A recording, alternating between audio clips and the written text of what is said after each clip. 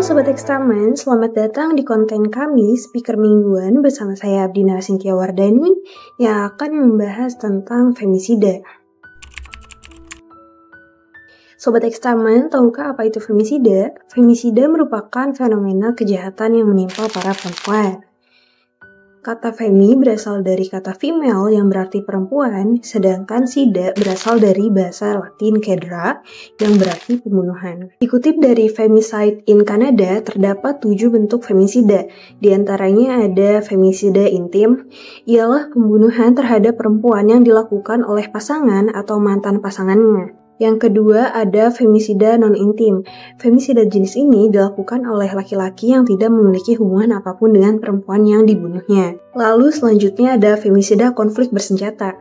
Ialah kekerasan fisik, seksual, dan psikologis yang dilakukan terhadap perempuan, di mana perempuan digunakan sebagai senjata saat perang. Berdasarkan Komnas Perempuan pada sidang umum Dewan HAM PBB, femisida adalah pembunuhan terhadap perempuan yang didorong oleh kebencian, dendam, penaklukan, penguasaan, penikmatan, dan pandangan terhadap perempuan sebagai kepemilikan sehingga boleh berbuat sesuka hatinya. Selanjutnya ada femisida terhubung. Jenis ini mengarah pada tindakan pembunuhan terhadap perempuan yang sebetulnya bukan target utama pelaku yang berusaha untuk menghentikan aksi pembunuhan yang akan terjadi. Dan selanjutnya ada femisida berlatar belakang budaya. Pembunuhan perempuan yang dilatar belakangi oleh konteks budaya seperti femisida berbasis kehormatan, yakni perempuan dibunuh karena dianggap mempermalukan keluarga. Dan ada juga femisida terkait mahar, yaitu pembunuhan yang terjadi ketika mahar yang diberikan perempuan yang ingin menikah dianggap kurang oleh keluarga laki-laki. Lalu yang keenam ada femisida seksual. Femisida ini mengarah kepada kekerasan seksual yang menyebabkan kematian pada seorang perempuan. Jenis femisida ini bisa terjadi secara disengaja maupun tidak disengaja. Dan yang terakhir ada femisida rasis. Femisida rasis terjadi ketika pembunuhan seorang perempuan dilakukan karena adanya kebencian atau penolakan terhadap ras atau etnis tertentu. Di Indonesia sendiri, kasus indikasi femisida yang kuat terdapat pada tahun 2020 terpantau 95 kasus, tahun 2021 terpantau 237 kasus, tahun 2022 terpantau 307 kasus, dan pada tahun kemarin, tahun 2023 terpantau 159 kasus. Dari pantauan setiap tahunnya menempatkan femisida intim sebagai jenis femisida tertinggi. Baru-baru ini juga ada beberapa kasus yang cukup menghebohkan masyarakat Indonesia, antara lain wanita dalam koper di Bekasi. Beberapa waktu lalu, publik dihebohkan oleh penemuan mayat perempuan dalam koper. Korban diketahui bernama Rini Mariani, berusia 50 tahun yang ditemukan warga sekitar dalam keadaan tidak bernyawa pada 25 April 2024 di kawasan Cikarang dengan kondisi meringkuk dalam koper. Setelah dilakukan penelusuran, akhirnya terungkap bahwa pembunuhnya adalah Ahmad Arif yang tak lain dan tak bukan adalah rekan korban sendiri. Selain karena alasan ekonomi, sakit hati kepada korban juga diduga penyebab pelaku melakukan hal keji tersebut.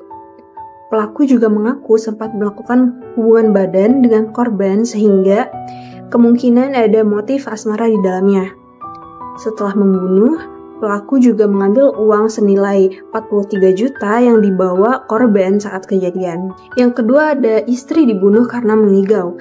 Kasus ini juga terjadi belum lama ini. Dilansir dari laman detik.com, korban berinisial RT dibunuh oleh suaminya berinisial RL dengan cara ditikam bertubi-tubi hingga meninggal dunia. Keduanya adalah warga di Minahasa Selatan, Sulawesi Utara.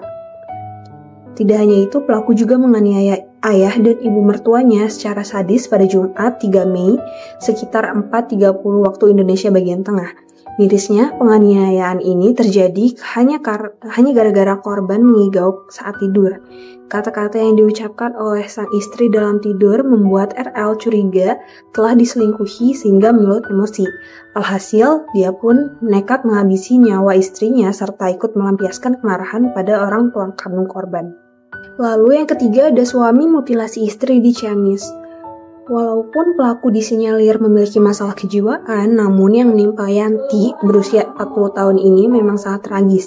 Dia dibunuh oleh suaminya tersendiri, Tarsum, pada 3 Mei 2024 pagi. Tidak hanya dibunuh dengan pukulan benda tajam, tubuh korban juga dimutilasi jadi 5 bagian. Kemudian sempat ditawarkan kepada warga desa Cisontrol di Ciamis, yang jadi tempat tinggal mereka untuk dijual. Aksi pelaku ini dengan cepat diketahui oleh warga dan kemudian diproses oleh pihak kepolisian. Pelaku diketahui mengalami depresi akibat masalah ekonomi sehingga tak lagi berpikir waras. Padahal, selama ini hubungan korban dan pelaku dikenal tidak pernah bermasalah. Yang keempat ada kasus Elisa di Pandeglang. Detik.com melaporkan bahwa sesosok mayat ditemukan pada 8 Februari 2023 di semak-semak yang ada di kampung Cidangyang, Majasari, Pandeglang. Setelah ditelusuri, ternyata korban adalah seorang mahasiswi bernama Elisa Siti Mulyani, berusia 22 tahun. Belakangan diketahui bahwa korban dibunuh oleh kekasihnya sendiri, Riko Ariska. Polisi mengungkapkan pada detik.com bahwa korban dan pelaku adalah pasangan kekasih. Namun kemudian keduanya terlibat cekcok sehingga terjadilah pertengkaran. Korban sempat dicekik dan dibekap sebelum akhirnya dihantam dengan kloset hingga meninggal dunia. Setelahnya, pelaku membiarkan korban tergeletak di semak-semak. Yang terakhir ada Vina Cirebon. Terjadi pada tahun 2016 silam, kasus Vina Cirebon kembali disorot setelah kisahnya diangkat ke layar lebar dengan judul Vina Sebelum 7 Hari.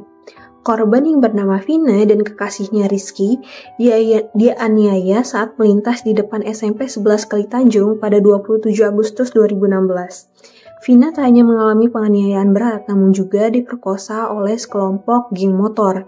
Ada beberapa versi alasan di balik kekerasan terhadap Vina dan Rizky tersebut, namun motif yang paling dipercaya adalah karena salah satu pelaku yang diketahui bernama Egi sakit hati lantaran cintanya ditolak dengan kasar oleh Vina. Hal ini disebut menimbulkan kebencian terhadap korban sehingga memicu tindakan sadis tersebut.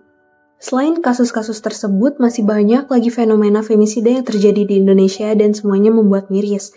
Lemahnya perlindungan hukum membuat keadaan perempuan semakin terpojok. Peningkatan kapasitas aparat penegak hukum dan petugas layanan korban dalam mengidentifikasi femisida serta membangun penilaian tingkat bahaya bagi kasus-kasus kekerasan terhadap perempuan sangat diperlukan. Agar saat mengidentifikasi korban dapat menggali fakta terkait relasi kuasa, rentetan KDRT, ancaman, dan upaya manipulasi yang dilakukan pelaku. Sehingga dalam menerapkan pasal-pasal dalam KUHP, UU PKDRT, UU TPO, UU Perlindungan Anak atau UU TPKS yang mengakibatkan kematian para perempuan korban, hukumannya diperberat. Sudah seharusnya peran perempuan tidak lagi dikesampingkan, baik dari segi sosial maupun segi politik. Baik Sobat Ekstaman, sekian dari saya Abdina Cynthia Wardani, sampai jumpa di speaker mingguan berikutnya. Tajamkan pena, mari kita berkarya.